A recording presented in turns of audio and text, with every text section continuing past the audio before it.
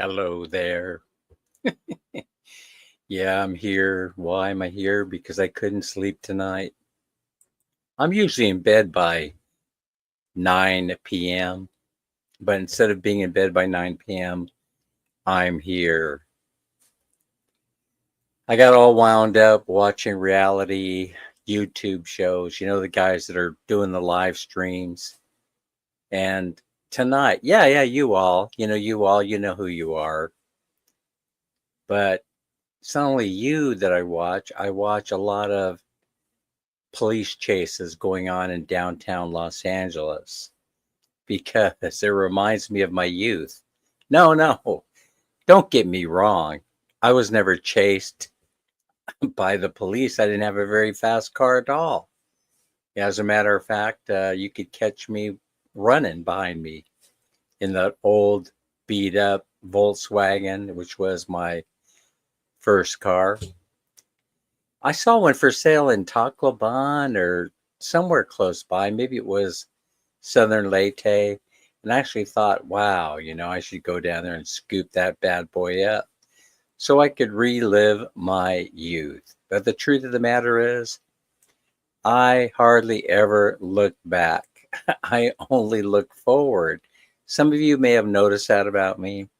I don't usually refer back to things that have happened more than I look towards the future at things that may happen, can happen, or will happen, will most likely happen. No one can predict the future except Dan. Who's here today? I just want to say hello. I know you have commitments. I know that there are other people that are live tonight, that it's their regular day for being alive. You probably have Pacquiao Mertz and Chrissy Mama and Cindy B, Anna Mae. Daisy Lynn Castro sings like a bird. I should say the incomparable Daisy Lynn Castro. So I thought that maybe you might hang out with me a few moments so I can get sleepy until the eyes start to close and I could clear my mind of all the clutter that's in there. Yes, there's a lot of stuff clogging up my brain. Yeah, why do I watch the police chases on live TV? They're exciting, and then every once in a while you'll see an accident, where it's a horrible accident. And I'll be sitting there thinking about how life is such a simulation, it goes by so quickly. We're all living in a dream, it seems at times. And if we are living in a dream, then you should be able to bend circumstances so that they go in your direction, right? You should be able to create your own reality. And those are the professors at Harvard and MIT that study all this stuff, all these people that do very complicated algebra, all kinds of formulas that show, that we're living in a simulation, we're living in a video game, so to speak. And then that brings us into that whole conversation, the age-old conversation of free will, are you free to make your own choices? Did things really happen because you did something that caused it to happen? Or was it predetermined, by the universe or your God? But it's interesting to think about because some of you know that since the beginning of time, right, I've been telling you that if you can imagine it, then you can the dream will come true, right? And so you know how we started talking a couple of years ago about, oh, we're looking around for land to buy so that we can build another house and blah blah blah blah blah. And so I started thinking about that as though it were my own reality, because it is. It is my own reality. In other words, I know how to make those things materialize. Oh, it sounds like magic, but it's not really. It is, a lot of people say manifestation, you know, but I don't really think about it even though I use that word for lack of a better way to explain it, right? I just know that if I do certain things, that the things will, come to pass. The things that I desire will come to pass. And so I could show you an example here because I've shown it before, right? So I'm gonna move my camera. So up here on the wall next to me, I have a picture of a house. That was to make sure that I saw the picture every single day when coming into my office studio here.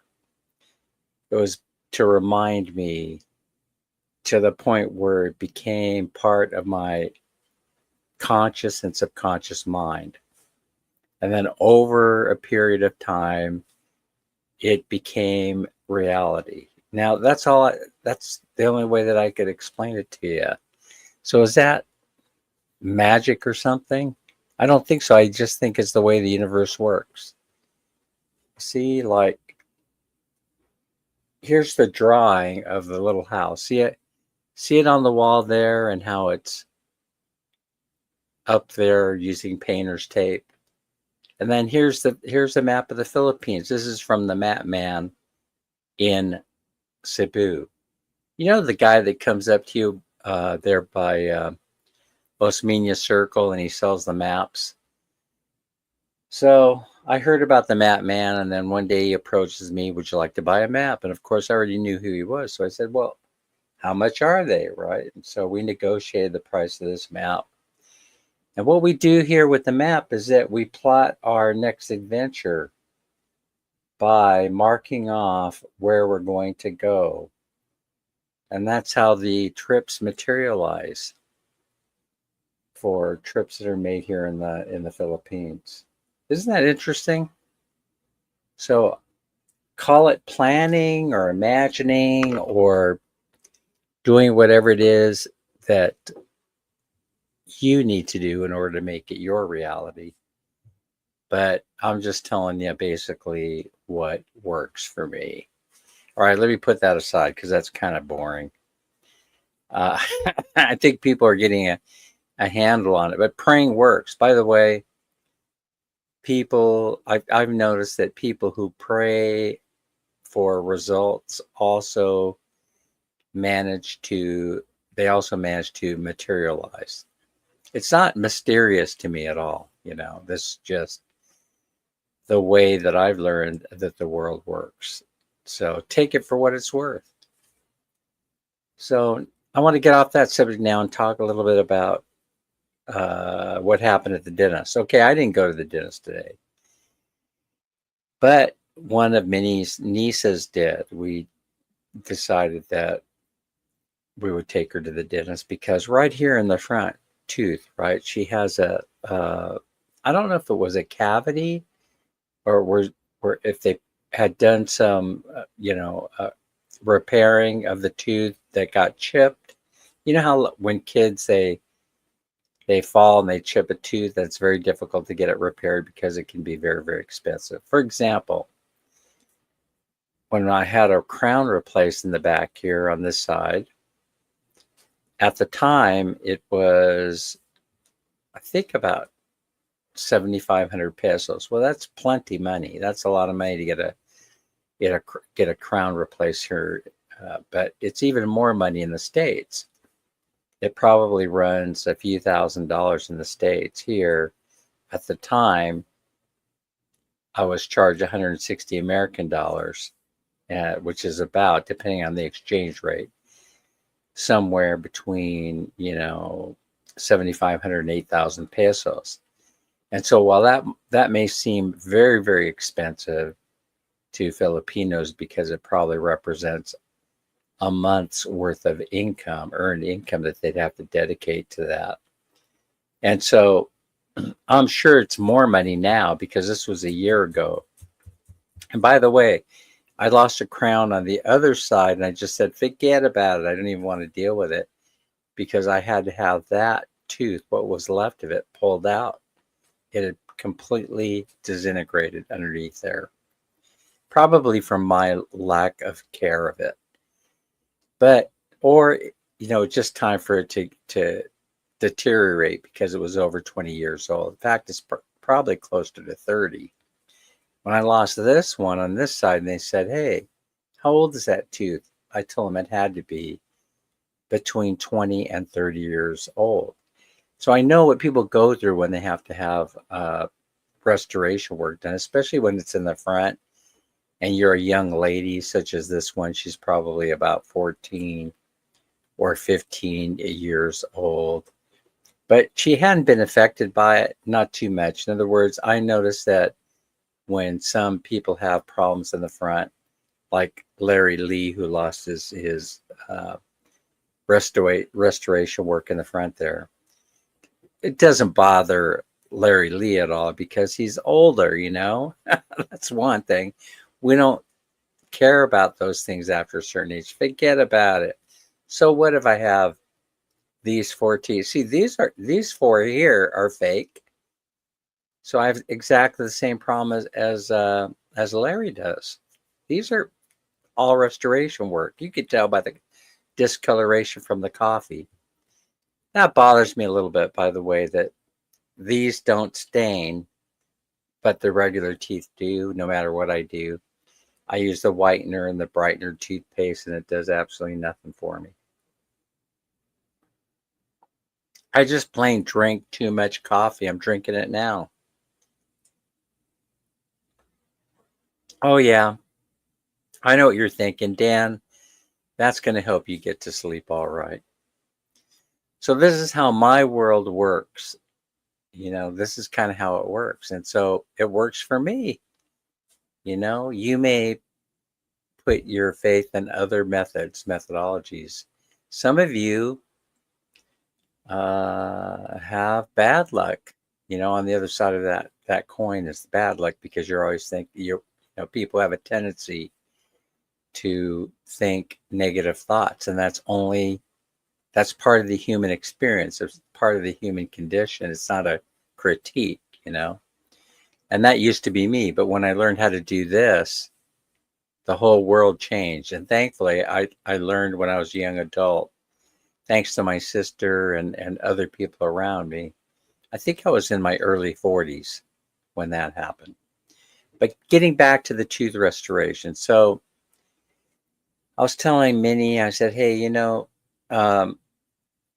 this thing probably isn't, she says, just go to the dentist and get pasta in there, and so you could at least,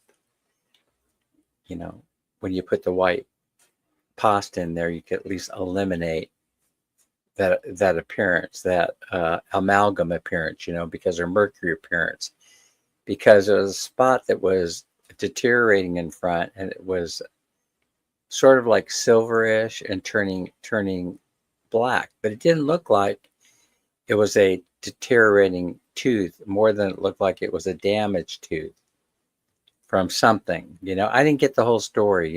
Actually, truth be told, I could see the point and accept the idea of taking her to the dentist to get this done, but I wasn't really that interested in the story. You know what I mean? Sometimes you just become very disinterested in hearing the story, just like me, Oh, I'm going to go away. There's more interesting stuff happening on the YouTube right now. I'm going to go deal with that. I don't want to hear Dan's boring stories. But anyway, I agreed with it. Let's go. Let's take her, right? So we go there.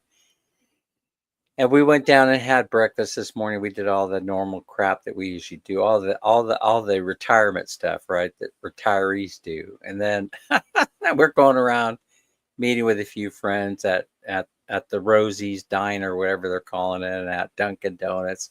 We're just like making the rounds, right? We ran into some friends and we had some interesting conversations. But in the back of my mind, I was thinking, dang, that's probably going to be expensive to repair that tooth. We already made the commitment, right, to do it. Or Minnie did. Minnie actually paid for it. And I'm thinking, damn, I'm drinking my coffee and I'm doing this. I'm thinking, damn. This is probably going to be hell of expensive, right?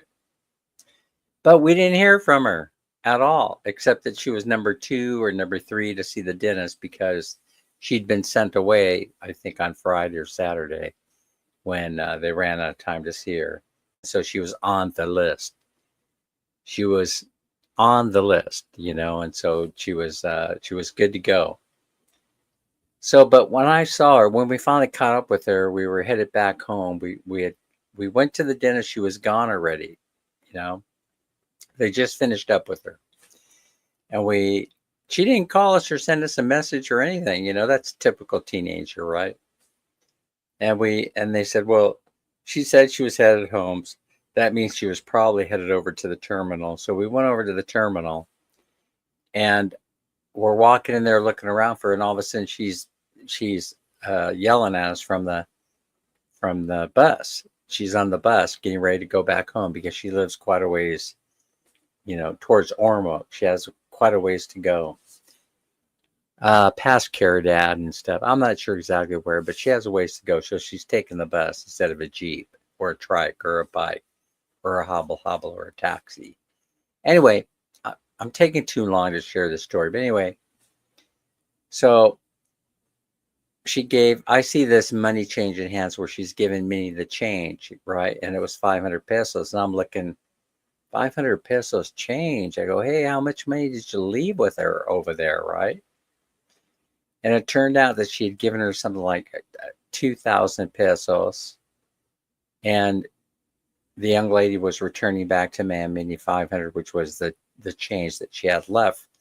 So that means that procedure that she had was 1,500 pesos more or less, give or take a few pesos. So, but I had not seen the work. So I asked her to smile for us, right? And she smiled. I could not tell that there had ever been a problem with that tooth whatsoever because they're using that special stuff that's showing up. You've seen these videos on YouTube. It's showing the restoration of the tooth where they go in there with the drill. They drill out the bad stuff and they slap in the pasta and it matches the tooth. And you can't even tell that there's a repair there. That's what this thing looked like. It was a brand spanking new tooth for 1,500 pesos worth every penny. So why are you why do you have a tear in your eye, Chrissy mama? So I was like, wow, that's friggin' amazing. So they could do amazing things, the dentist now. I would suggest if any of you have to do this, I would suggest that you make sure that you're going to a restoration expert, somebody that they emphasize in their practice, their dental practice, restoration of the tooth. And then you'll get those kind of results because they're coming out with all kinds of interesting new materials, that make it, one, painless, to repair, and 2, it makes it look perfect, like there was never any kind of problem with the tooth whatsoever. And so she seemed happy with it. She didn't say she wasn't. I was kind of amazed at the restoration work. It was like a completely brand new tooth in there for 1,500 peso, 1,000, 1.5. Is that how you guys say it? 1.5? Is that how you guys say it here in the Philippines? 1.5? So everything worked out, albeit a little bit of expensive, but it worked out. So before I leave the subject of teeth, I was just wondering if either one of you in here knows Shani is here. Hi, Shani. I like saying your name. I hope I'm not butchering it. Is it? I hope it's Shani Rasa. But anyway, Shani works. So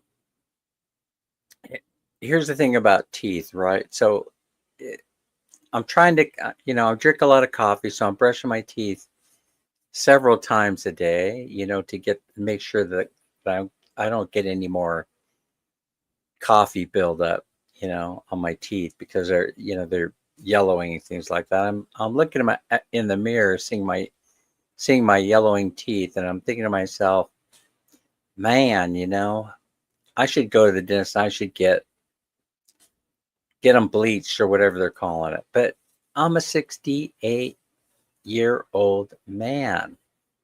Why? Why would I need? It wouldn't look natural for me to go to it wouldn't look natural if all my teeth were white. I mean, bright white. And then I'm here smiling. You're looking at me and the light's reflecting right off my teeth. No, I don't think so. I don't think I'm going to do it. But I started thinking about something else that's even a little bit interesting. And that was that I started thinking about the toothbrush. So I was looking down at my toothbrush. I was brushing my teeth and I was thinking to myself, when was the last time I replaced this toothbrush? And what it caused me to do, and I realized this is strange, right? I went online to look to see how often people change their toothbrushes. And their toothbrushes are important, right? Because they could build up bacteria over time. And so it defeats the purpose of using a toothbrush where you're trying to remove the bacteria that can form from eating and from food particles that start to ferment, and all kinds of nasty things happen. And so a toothbrush is so important, right, to our health, our overall health. It's so important because you get plaque buildup, and the plaque can be very, very dangerous if you ingest it. And this is the reason why it's so important to brush your teeth. I recommend 3 or 4 times a day, half a dozen if you can. But the other thing is to change your toothbrush often. But when I looked it up online, it says that every 3 or 4 months is fine. And I was thinking to myself, what? What? You mean you would put that stinky brush in your mouth 4 times a day for 3 to 4 months? Think about it. Think about it. But I know that if you're like me, that's probably not one of the priorities in your life. The priority in your life is not, you're not thinking about, oh, well, it's been a few weeks, so I better change my toothbrush. That's the last thing you're going to be thinking about. I mean, it seems wild or funny, to talk about, but it's important for your health to change that thing out. So if you've had a toothbrush, I think that going 4 months is way too long. 3 months I could live with, but I probably would do it after 2. But let me ask you something. Who among us has a toothbrush? Because you all probably have done this at one time or another. That's been hanging around for a year, and probably you haven't thought about it until I started talking about it. And now you're thinking, dang, I got to go change that toothbrush out. I better go do it right now.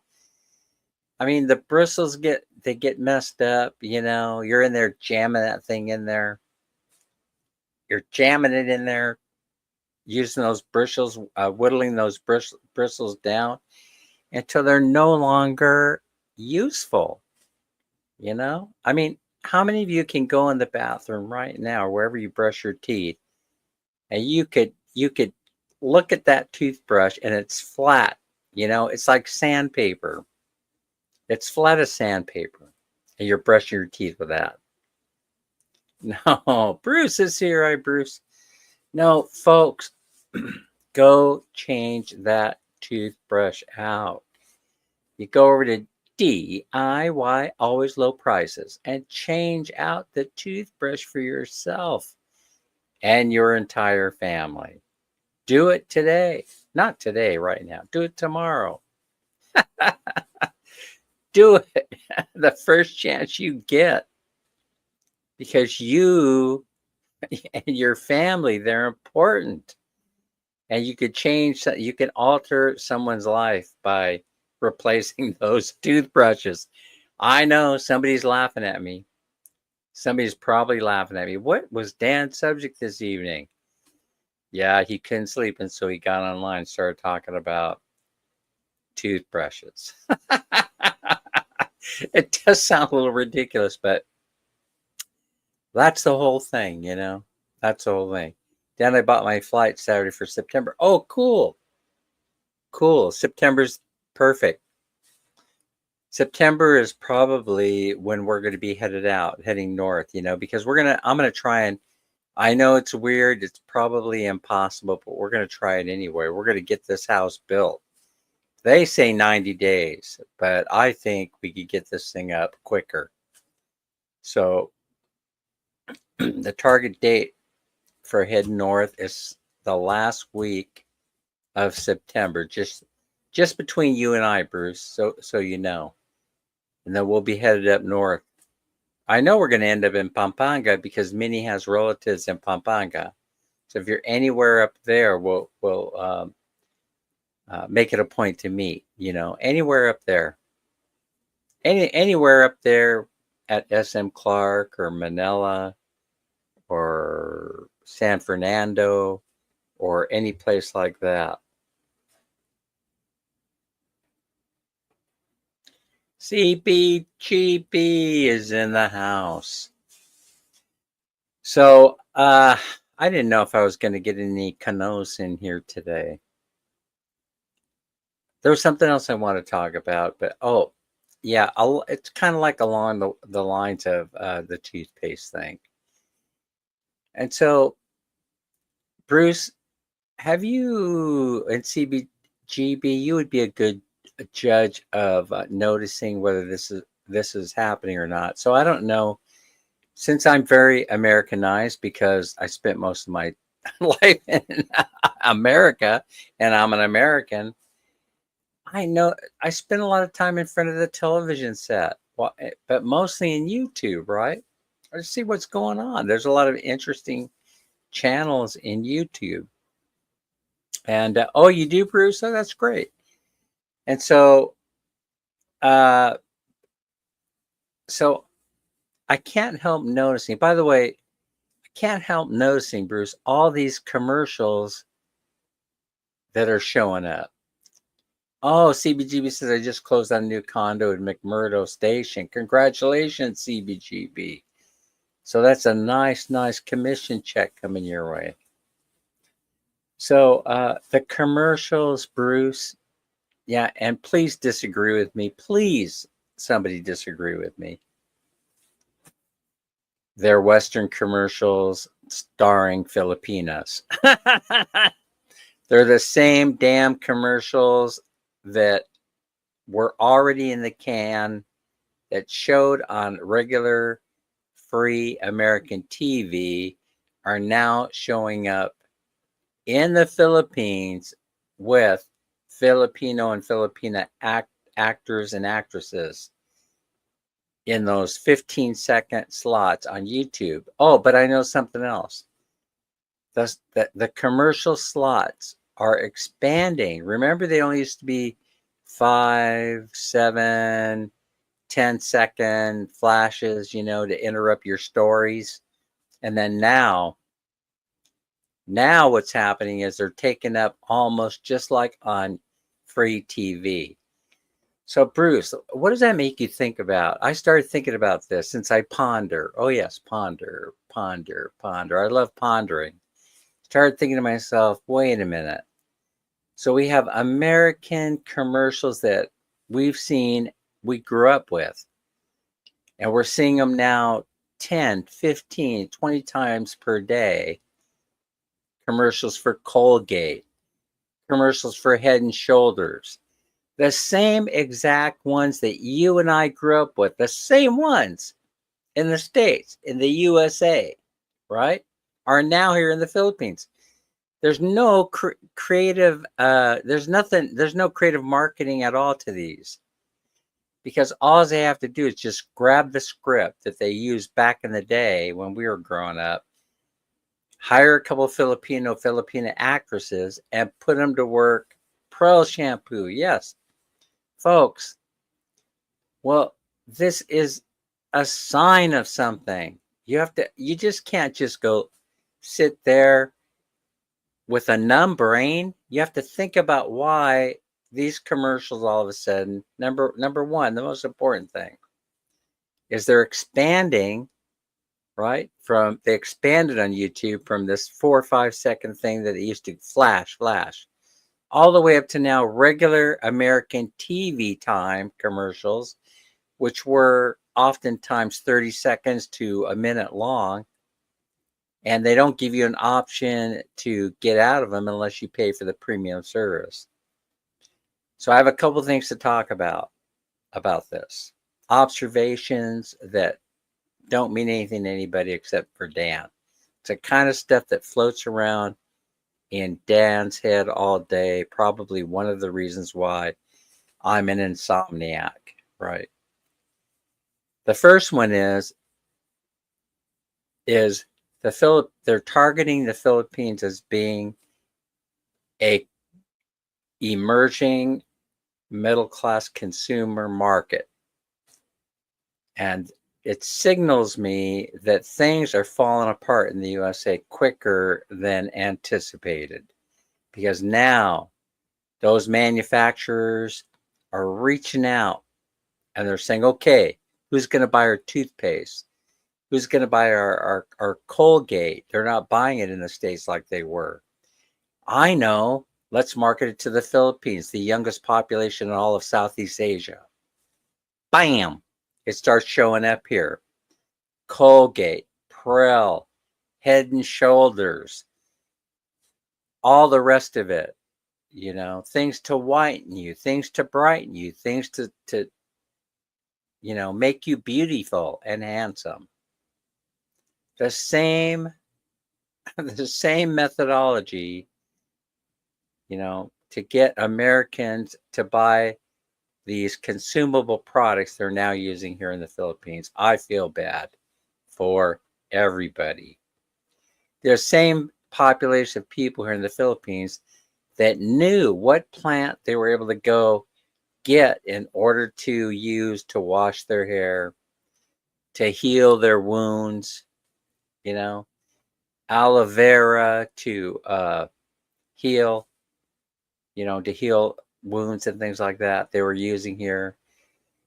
Grandma's old, but it worked, recipes for healing you, what worked on your hair, what gave you great looking skin, all that stuff being taken over by the West, right? Because they're desperate. They got to go somewhere and they got to train people to consume. And then, of course, the rest is following behind it. Mike Married is here. The rest of it is coming right behind it. Credit cards and all this other crap, all these other products, right? Online banking, where they're trying to lure you in. Borrow 60,000 pesos today on just a signature. Holy smokes.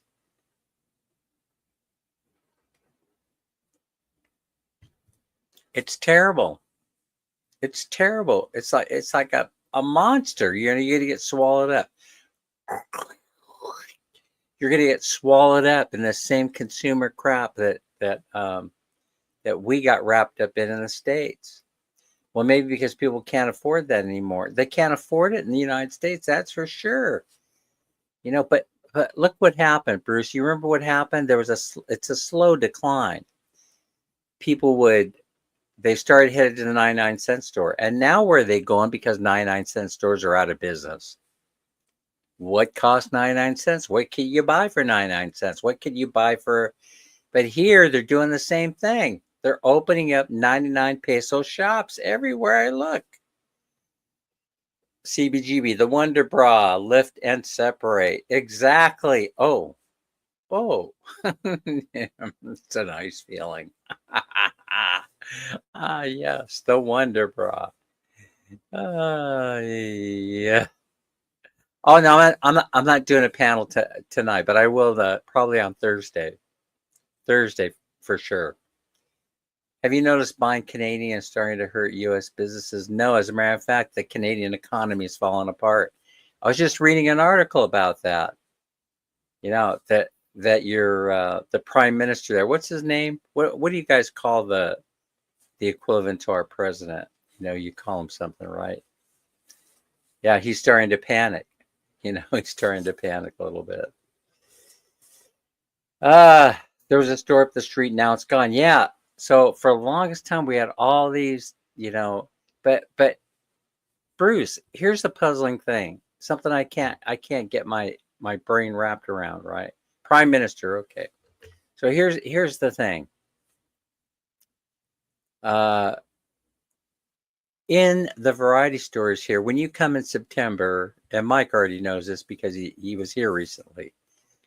Mike, tell me if you've seen this. So it was starting to happen probably when you were here, but now it's getting crazy. So you go in DV Mart, is that what they call it? You go into Prince Mall or DIY, always low prices, and they have Chinese plastic crap and metal crap. It's just crap, right? Use once, throw away. It's piled to the rafters. It's piled to the rafters in these stores, and they're selling it for dirt cheap, and they have a smile on their face because they've never made more profit before in their entire lives. They are dumping. China's dumping these goods on, you know, and they're of course they're not coming to Canada or the West. They're not coming to the United States. And why? Why? Because of tariffs, right? Tariffs. But remember I said that tariffs are good. They're not bad. They're not negative. The reason why tariffs are good is because they're implementing this system at a time where nobody could buy expensive crap, where the real money is made, you know, on taxes. Prices, we're talking about automobile parts, we're talking about steel, we're talking about all the stuff and gadgets. Everybody has all the gadgets that they need into the United States. Hence, there's a similarity between my toothpaste story and the plastic goods that they're selling here. Right? They have to market their products somewhere to hold up the economy. And we have all the plastic spatulas that we need in the United States. I'm sure you do in Canada as well. And so they, you know, but I was reading an article today that says the Canadian economy is suffering nonetheless. I'm not Canadian, so I'm just like perusing the article really fast. Canadian economy is tanking, coming soon to a country near you. But here's the other part of this, guys. Here's the other part of it. Nothing's really hurting U.S. business. We're rocking and rolling. If you can afford to buy a $16 hamburger, that is. Yeah, that's right. There's nothing made. But there's no one that need. Here's the thing, Mike. When you look at the sales of electronics, you know, it's very puzzling. I'll tell you what. I don't want to ruin the story for you. All you really have to do is Google it. You know what are electronic sales doing in the last quarter of the year? I mean, the first quarter of 2025. I think I will do it. We'll talk about some other stuff, but it's interesting, right? Are sales of electronics currently being impacted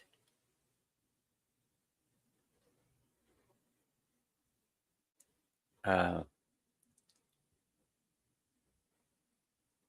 impacted by tariffs?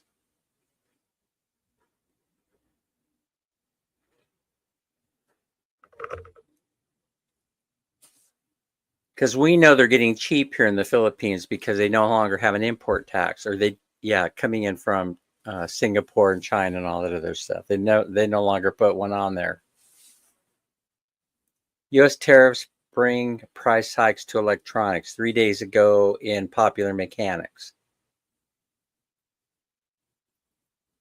After several months of delays and extensions, Donald Trump's plan was implemented Thursday. The average effective tariff rate will exceed 17%.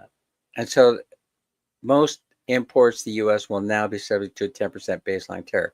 Okay, so that's part of the story, right? The obvious part is that well, India is going to have a 50% tariff, except there were some exceptions to the tariffs. I think iPhones were one of them. So that's why Tim Cook, I think, was at the White House the other day. I think he was kissing presidential ass. But anyway, but here's the other thing. Our sales of TV sets declining in the U.S.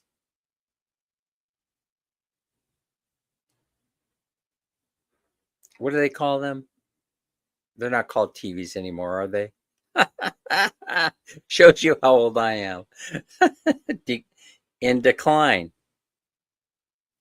in America, in the United States specifically. But my guess would be this is also happening in Canada. Let's see. While the U.S. television market has seen a decline in ownership and viewership in some areas, such as traditional local news, they're getting killed. Overall, TV shipments and revenue are not in decline. That's it. You see there? There's nothing, it's not having any impact to date. See? To date. And I will tell you why. I'm going to tell you the rest of the story, the part they won't tell you. It's because people aren't buying them. They haven't been in a long time because the electronic equipment is made so well. We don't turn and burn them anymore. And then you have 70 million boomers retiring that got all the electronic junk that they'll ever need. And so they don't buy them. Bruce says, yes, Dan. They're called TV with remote control. Okay. The rich get richer and the poor get children. There's a book, right? There's a book. Anyway, that's what I'm trying to say. We aren't buying it anyway. So now's the perfect time to impose tariffs. We're not buying new cars. We're not buying electronics. It has nothing to do with the fact that we can't afford it. It has more to do with the fact we don't need it. We don't need it because the people that were commuting to work, like on automobiles, to give you an example, they don't commute to work anymore. The car sits in the driveway. That's what happened. Oh, there's more fun to come. We got into a conversation about this at the Dunkin' today. I don't want to hash over, the boring conversation that we were having, right? But Mike, I'm a centrist. I could care less about any of the parties, right? I could care less, Democrat or Republican, right? Or who's running the show. I'm a centrist, right? So I take each issue and examine it, apply a little bit of critical thinking to it, apply some research, and then I come up with an answer. Electronics are throwaway cheaper to replace than repair if they broke down, but we have a TV set in the other room. We have a big screen, one of those 50-inch bad boys, which isn't even the largest that you could get. That smart TV is 3 years old and it's going strong. I would like to have another one. Of course, you know me, I want a 65 or 100 incher. I want it to take up the whole wall, and then I just want to be sitting there like this all day for 8 hours a day.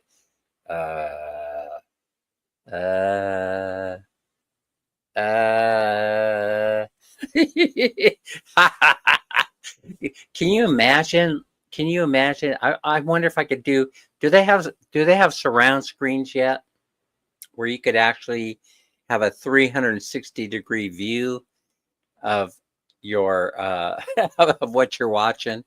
I mean, wouldn't that be cool? You're just sitting there going lost, lost in the in the movie. They already have it. Well, I'm getting it. Dang it.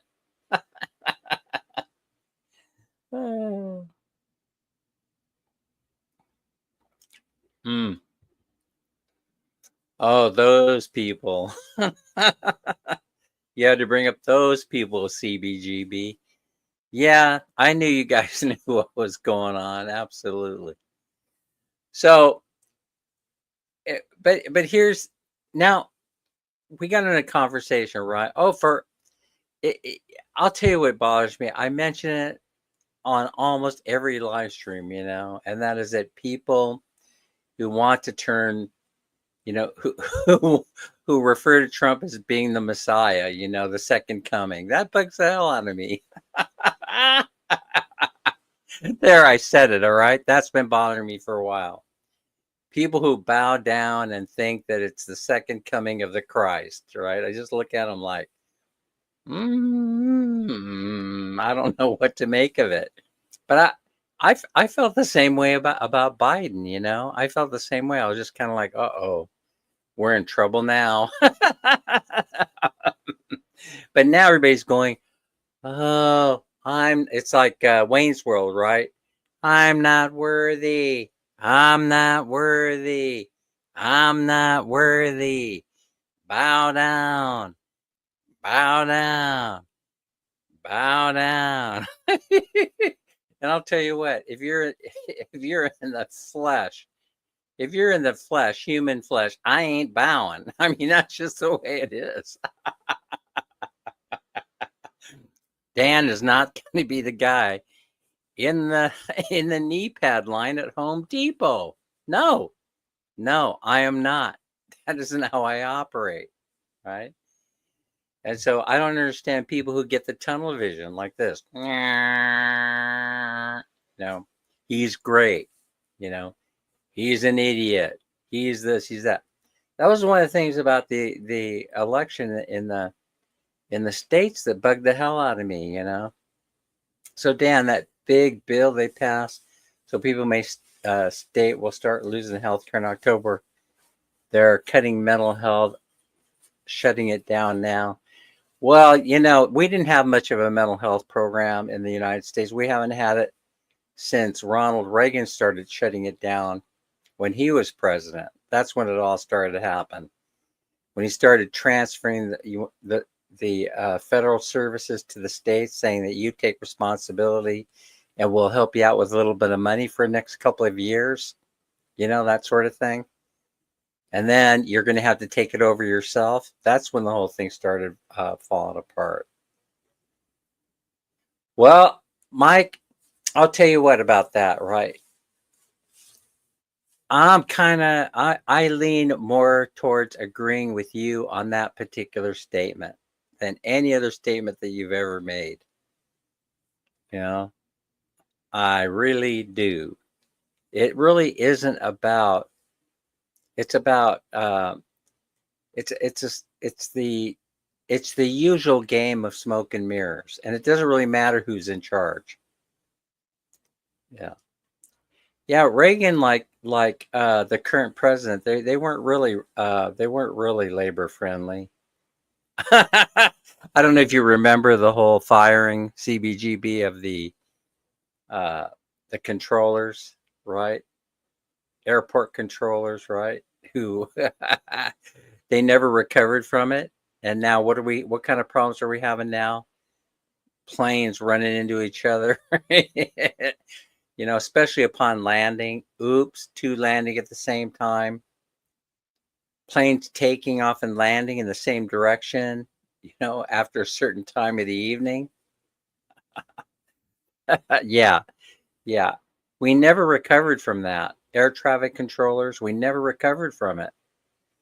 Someone said on a YouTube channel the other day, they said, hey, have you noticed that the voices of the air traffic controllers are getting younger and younger and younger, and it makes me nervous. That was coming from a pilot. It's making me nervous. No, I don't think so. I don't think that's what's happening at all. As a matter of fact, let's talk about what's coming. So, I don't know if you left the stream, Mike, when I started talking about it the other day. But so he gets out there and he says, we're going to do away with the federal income tax. Nobody's going to have to pay income tax. Tariffs are going to take the place of it.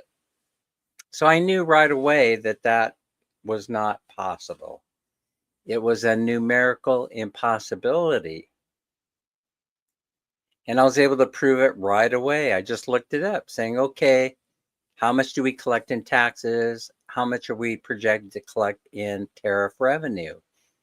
And found out that in tariff revenue, they're only going to collect what represents about 40% of the total amount of federal tax revenue that's collected every year.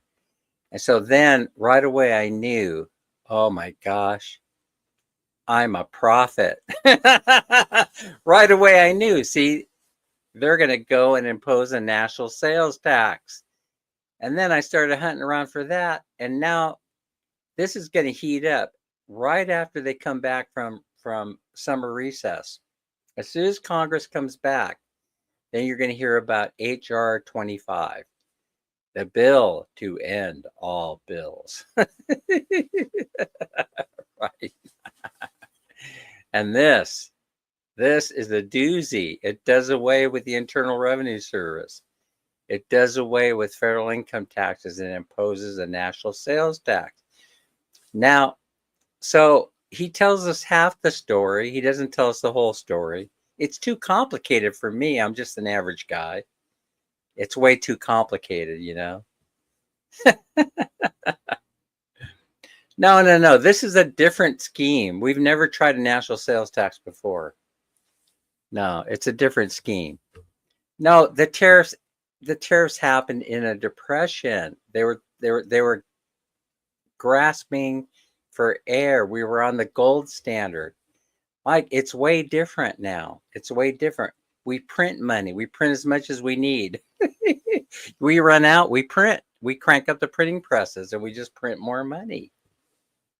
It's a fiat currency. It was not back then. It wasn't until Nixon in 1970 or 71 who did away with the gold standard. That was key. That held us back. That meant we had to have a balanced budget. We had limitations on how much money that we could borrow. It all had to be backed by gold in Fort Knox. See, it's a way different scheme.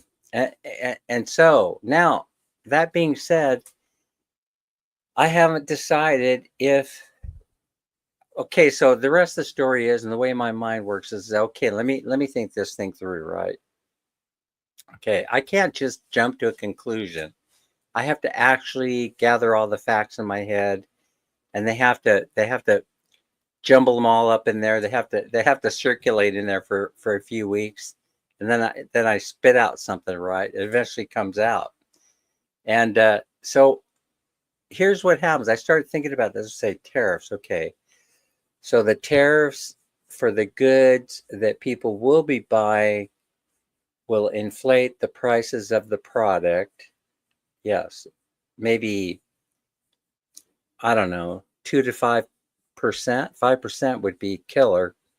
But I mean, it's some kind of way it's going to be passed down to the consumer because that's the only way you could pay for it. So we're paying for the tariffs. So yes, I know we agree on that, Mike. We pay it. The consumer pays the price. for the tariffs. And so now the prices go up. So I don't know what to use as an example. We were talking about TV sets here. So maybe this TV set, this monitor in front of me, it's a 32-incher. They're relatively inexpensive. So suppose it goes up from 100 to 130 American dollars. So 30% increase, once it's passed along to the consumer. We have PST and GST in Ontario, 30% together. Okay. So by the time, so actually a 30% increase in electronics is actually reasonable, because you're gonna, you have the manufacturer, you have the distributor, and then you have the end user, and they each have to make profit. So so by the time it reaches you, it's at 30%, what it normally is. Okay, so check this out. If you impose a national sales tax of 5% on top of that, then you've accomplished what every president since the beginning of time has done. And that is, like, you've taxed the hell out of the American people again. In other words, now the American people are paying for the tariffs, and now they're paying the 5% national sales tax on top on an inflated product. See, it's the perfect scheme from government's point of view. See, it doesn't matter to me what they do, because I am not buying anything. I'm not going to go out there, but I will have to buy food. And we are talking about a national sales tax and not a VAT, for which there is a difference. The VAT is a value-added tax, and a national sales tax is exactly what it is, a national sales tax. But now I'm the one that came up with the number 5%, because it maths out right. When I put all the numbers into ChatGPT and I said, okay, does this work? It says, it started saying, damn. It's like, how did you know? And it actually started complimenting me, saying, yes, food, exactly, Bruce. You went straight there. That's exactly what I was thinking. Food. The other thing they're going to control, right? I mean, if I told you that 5 years from now, water is going to become just as expensive as Coca-Cola, would you believe me? But I full well expect that that's what's going to happen. Now, I'm only sharing my ideas, what's always floating around in my head, right, about stuff. That's all I'm doing here. I got nothing better to do. I'm retired. Dan, look at the peanut business in the USA. You can see buying Canadian first is hurting the business. It may be that some industries are going to be destroyed. Yeah, I agree. Yes, used to be more. Mm-hmm. So then we end up paying, or my kids, I guess, my kids and my grandkids, because it's not going to be me, I guarantee you. It's going to be probably you, Bruce, depending on how much time. Yeah, Harley Davidson, it wouldn't surprise me at all if they end up going out of business. It wouldn't surprise me. Remember when they started building Harleys in Thailand? What a big uproar that was. They made the right move. I mean, from a business perspective, right? But the reputation was spoiled. They're focused on profit. They said, yeah, let's start making them in Thailand. We won't have to pay the tariffs on the or the import fees. And as you know, we have Harley clubs all over Southeast Asia, and so, but it hurt their reputation, but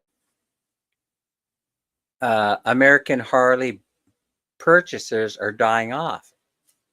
They're dying off along with their business, because the next generation, they ain't interested. They're not interested in that. Where did you say is that electric Harley? Where did you say? That's what they're interested in. They don't want to have anything to do with a hog. No, I don't believe so. They're also built in Germany. Yeah. So Anyway, so anyway, the whole thing kind of like gets rocking and rolling. And so I full well expect that a lot of this stuff is going to happen before the midterm elections, because what they're going to do is they're going to try and bribe you to vote, so that you don't unseat a whole bunch of red people. And the way they'll do that is they'll send you a rebate check. They'll pay you. Well, okay, they pay people here to vote, right, Anime? Don't you get paid to vote? I don't see anything wrong with that. I really don't. I'm not giving the money back once I have it. Because all that is my tax dollars coming back to me in some form. And right now I'm seeing none of it. I'm seeing none of it.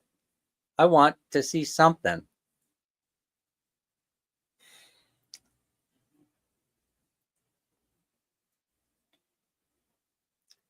Anime, how is the cost of food affecting your life or your household? A fair question. Of course, we're noticing the price going up, on almost everything. Oh, that was one of the conversations we were talking about today at the Dunkin'. Yeah, we were talking about the lack of the variety of food. I don't see it myself, but the person I was talking to, does, it drives him crazy, right? Mike says, I'm lucky I don't pay federal or provincial taxes. Yay, Mike, it really affects us most, especially on our budget. Foods budgeting is so hard because prices are getting high and high. Yeah, there's inflation here, but it's not as high as you think. It's running probably it's less than 2%. It's probably like 1.7, something like that. So it's just anime that if you think about it, right? How many trips to the public market do we make, versus how many trips we make to Prince Mall or to the Metro Market buying things that are on the shelf, the prepared goods? Because there's some days I can't even get in the door of the Metro Mart to buy groceries. We buy snacks sometimes just to save. Anime says she kills me sometimes. No, of course not, because and it never will. It won't for the next decade. And there's a reason why it won't, Mike. It's because they have an oversupply of labor. And it's going to take 20 years for that to correct itself. Because now they're doing a great job of family planning. So now you could buy birth control on the counter at 7-Eleven. They're doing a great job, from what I understand, keeping people from having kids. Do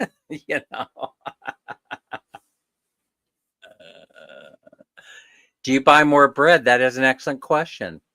That's a very good question, Mike. Do you buy more bread? That's an excellent question, Anime. Do you buy more bread? White bread, right? White bread, eat it till you're dead.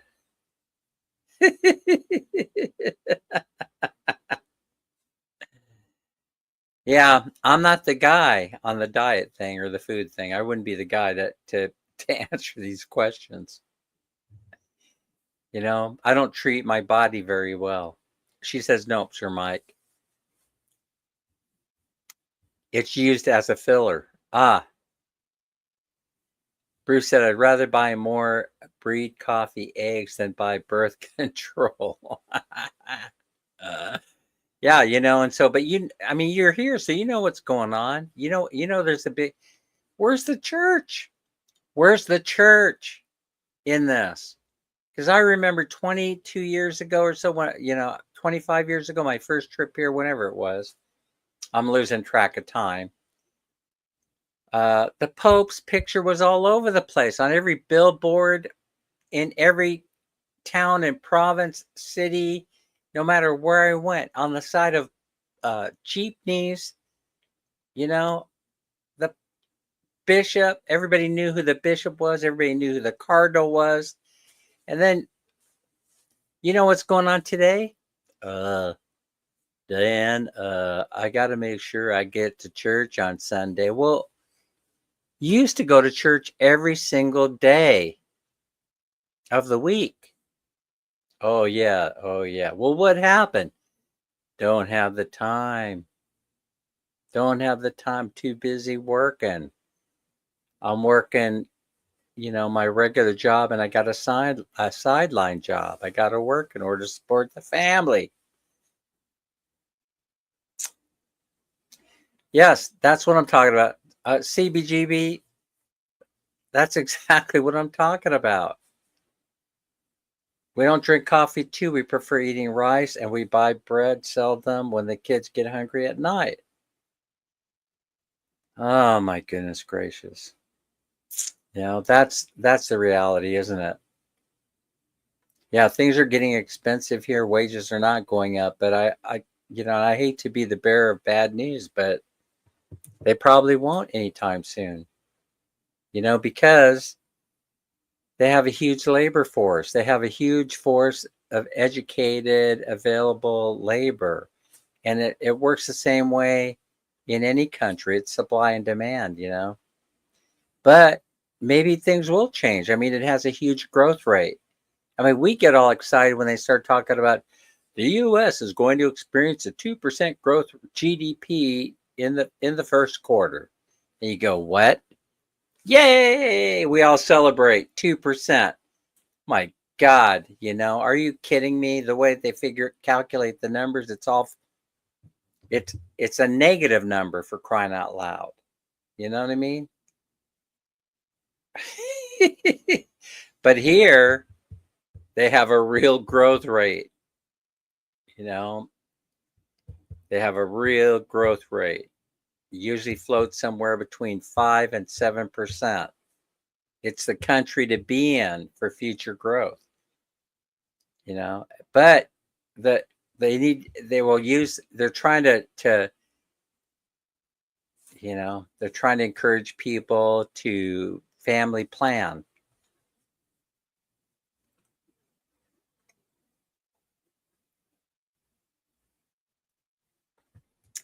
It sounds like you have a successful business going on there, Mike. CBGB says I will be forced to sell my Cybertruck soon. Oh, CBGB, that is a shame. Ooh, it makes me want to cry. It makes me want to cry. Hey, you know what I have to say though? Flaunt it if you got it. I've always been that kind of guy. I've always been the live, let live kind of guy. I am even now, I could see reasons why things happen, and all I could say is, yeah, it's not the most pleasant thing, some of the things going on, but it is the way that it is. I mean, we got things to worry about, that other than this kind of stuff. There's other things. For example, I worry about the Philippines. It's the happiest place on earth. It's the happiest place that I've ever been. I worry about it turning upside down. That's what I worry about.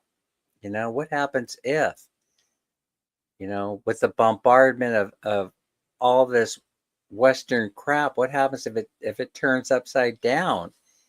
Where will we run to? Where will we escape?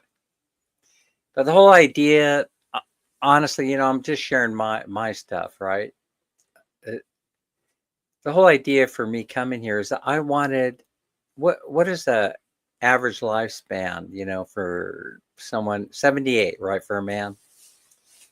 What do I got? I got 10 years, and I know the Philippines has 10 years in them. You know what I mean? There's at least 10 years, of growth, of economic growth.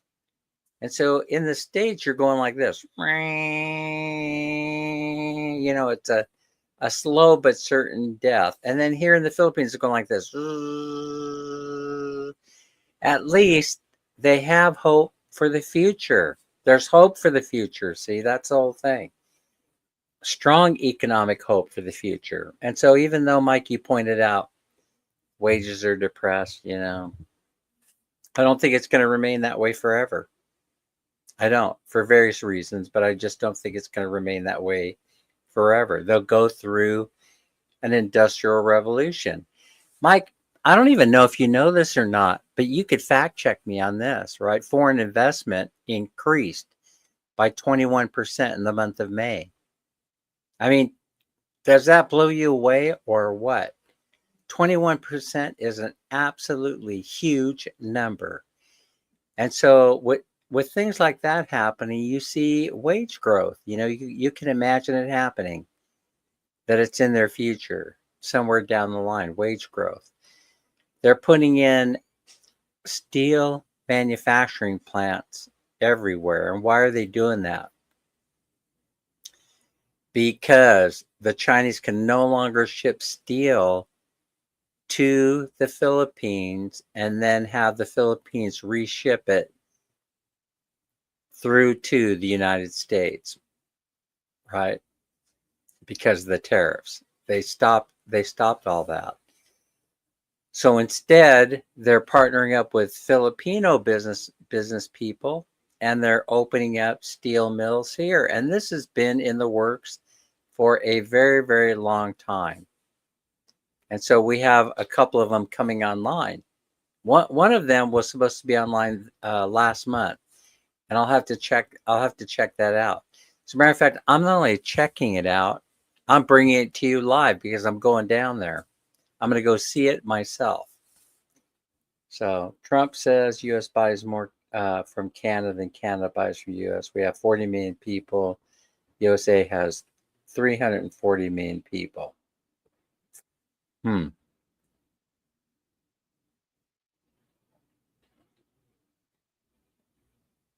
Well, I think that, yeah, that's probably not his best example. Yeah, it would have sufficed it to say that there's a huge trade imbalance. Truth of the matter is, I don't think we should be subsidizing any country, even if it's Mexico or Canada. I don't believe we should be subsidizing them. And basically, a trade imbalance is a subsidy. And the United States has been very generous to date. They've been very generous. It's easy to take a look at what's going on right now and then ignore the generosity of the United States in the past. See what I'm saying? One of the most generous countries on the planet. They're one of the most giving countries on the planet in terms of charity. So it's easy to get mad at us now. Where were you 20 years ago? When we were throwing money around and the times were good. That's an interesting question there too, Mike. Yeah. So the one that's been down there in Masan City, or across the water from Masan City. What's that little town? What's the little city there? Oh my gosh, I can't think of the name of it. You have to take a ferry to get straight across from the port, Masan City, and then you go across to that next city. Anyway, that is where the steel mill is, because that's where the bridge is being built that's going to connect the two islands together.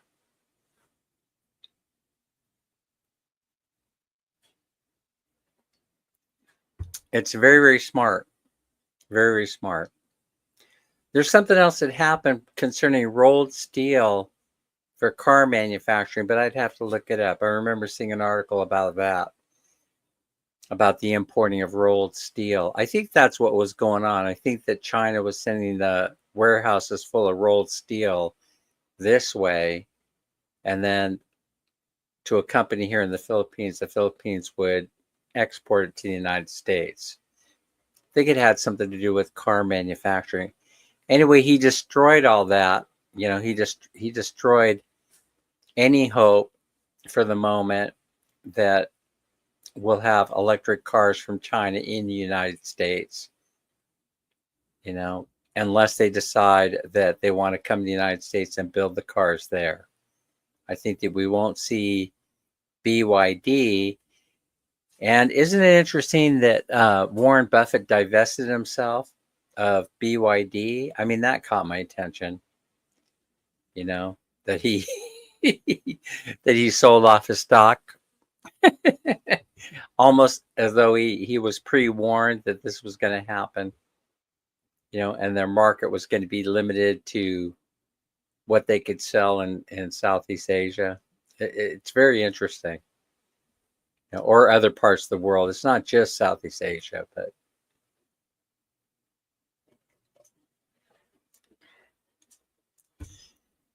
okay. We'll see how it works out for Canada in the future. We'll see how it works out.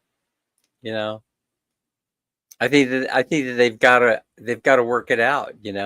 Because you're north of the border from us. We've been friends. You're you're the Commonwealth.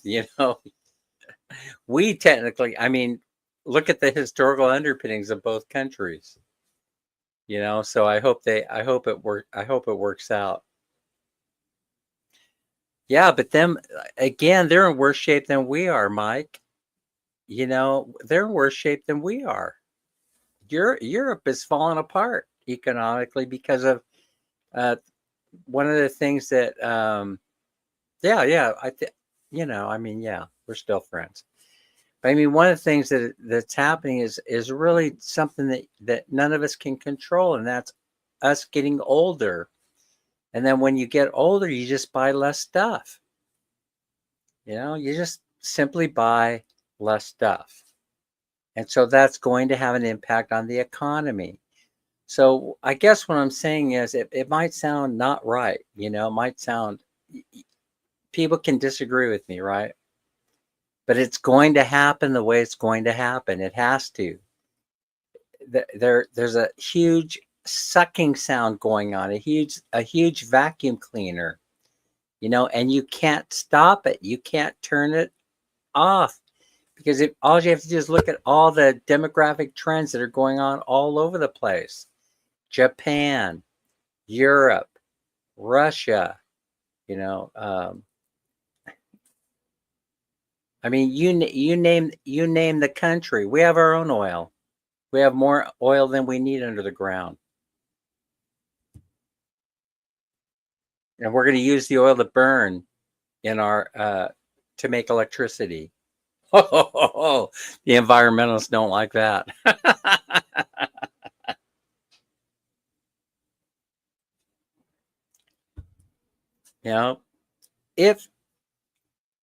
If they're inspired to do it. I'm not sure we convince industry for all the changes that we went through the first time around in 2016.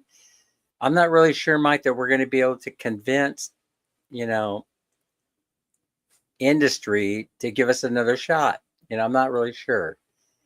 And so, yes, you might be right that we're going to be dependent upon you guys and other nations to provide us with the imports. CBGB says anyone over 65 will be turned into waiver food. Soylent Green. Oh my, I have enjoyed this conversation a lot, but I think I probably have said a few things that I shouldn't have said. I do apologize for those.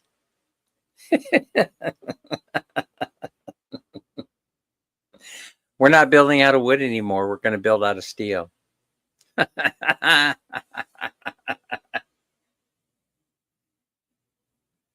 You know that, Mike. That's one thing that makes sense. One thing that makes sense is to stop killing trees in order to build houses. And so far, I haven't heard much talk about that out of the orange guy. Or maybe I just haven't been paying attention if he has mentioned it, you know. So, but I think that, yeah, I'm probably wrong on that. I probably did hear something about him wanting to open up protected forest areas so they could cut down the redwood trees. That would not be good. Hey, but we have, what's great about the Philippines? We have renewable sources of wood here.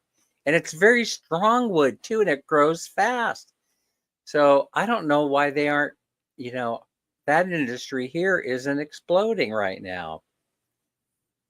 The orange guy says they have more wood than can. I don't know about that. I don't know about that, and I don't know what the plans for the future are, but I just hope they stop doing that. I like steel. We're going to be building this house in steel, right? Steel 2x4s. No trees will be harmed at all. Not one tree in the building of this house. By the way, they're making great progress. They have the septic tank hole already dug out. I'm gonna have to do a video on that and post it. Coconut wood is hard once strong. Oh, it's so strong. It is so strong. CBGB. It sounds like a personal issue, if you don't mind me saying. I think I'm out of coffee, and I think that's about it for tonight. I think that I'm glad you guys were here. I'm glad everybody was here because I just had to, you know, get all that off my chest. I don't know. Oh, you saw the hole. Yeah. Well, it's even bigger than last time, Mike. It's probably twice the size now of the last picture I posted of it. But hey, here's the deal now that we're going through. I mean, I'll talk a little bit more about this. Well, of course we are. um, the Rock. And so here's something that's interesting, right? So maybe I pushed too hard, right? But we had the River Rock built up, and once I saw that, oh, they were making great progress on the sorting out of this River Rock and the leveling it, then I decided, well, we got to start ordering the gravel, right, to lock everything in. So we ordered the gravel, and it came just a little bit too early. So we're using 24 cubic meters. Is that the proper way to say it? 24 cubic meters of gravel. And so and so now I've got these mountains of gravel, right, that are sitting out there in the front of the house with nowhere to put it because it was a little bit too soon. So anyway, I pushed a little bit too hard, and now we got brother-in-law Joe is out there. He's looking for a compactor so we can compact the rocks. And so he's out there. As a matter of fact, he's out there doing that. And now he's visiting one of the relatives who says they got one that we might be able to rent from them. But even if we can't find one, we still got to compact this rock. And so I was down at City Hardware, and I took a look at their equipment that they sell. And I really didn't want to spend the money, because it's used once. And then what am I going to do with the compactor when I'm done with it? You have any suggestions, Mike? Let's say that I have to go. Is the head of building? Oh, thank you. That's a compliment. So I was thinking about this. I could always rent it, I suppose. I could always rent the compactor when we're done using it, but I didn't really want to spend the money. They run anywhere from $500 to $1,000, depending on what model that you get. And, I know me. No, there's no rental. You have to buy it. Well, actually, the individuals that own it, they're the ones that will rent it to you. And so far, we've tracked down 3 compactors, but they're all on job sites being used right now.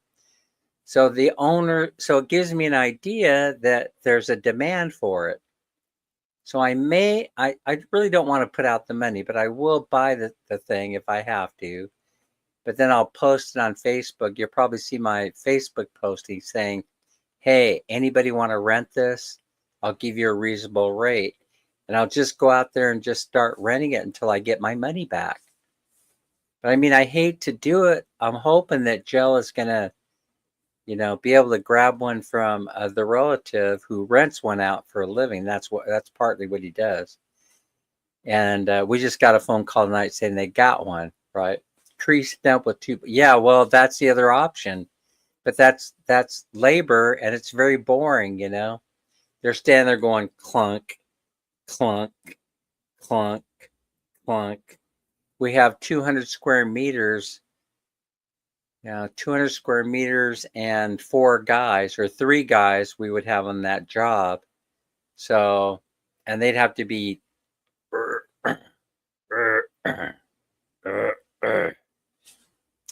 so how long would it take to burn up $500 on labor for 3 guys who get tired because they're not machines. They're not machines. They're trying to compact the rock in the soil. Yeah. Yeah. So I don't know. I mean, I did think about it because that's the way we did this house. We did it manually, but we probably had a crew of 10 guys that were just pounding away on the ground, with all kinds of different apparatus. We had tree stumps. We had heavy boulders, heavy rocks. We had all kind of things they were compacting the soil with, So anyway, they did a really good job. I haven't seen any cracks on the floor, but we'll have to wait and see how it turns out. I know I have to make the decision by Wednesday or Thursday. I think by Thursday, certainly by the end of the week, maybe not Thursday, but certainly by Friday or Saturday, we're going to be ready to go. So Monday the following week, I'll have to have a decision on what I'm going to do. Am I going to do it manually, or are we going to do it? Am I going to have to spend the money on a machine? All right, everybody. Thanks so much for being here. 5 million people here. It turned out okay. I'll see everybody later. Bye-bye. Take care. Have a nice evening, day, afternoon, morning, wherever you are in the world. Bye.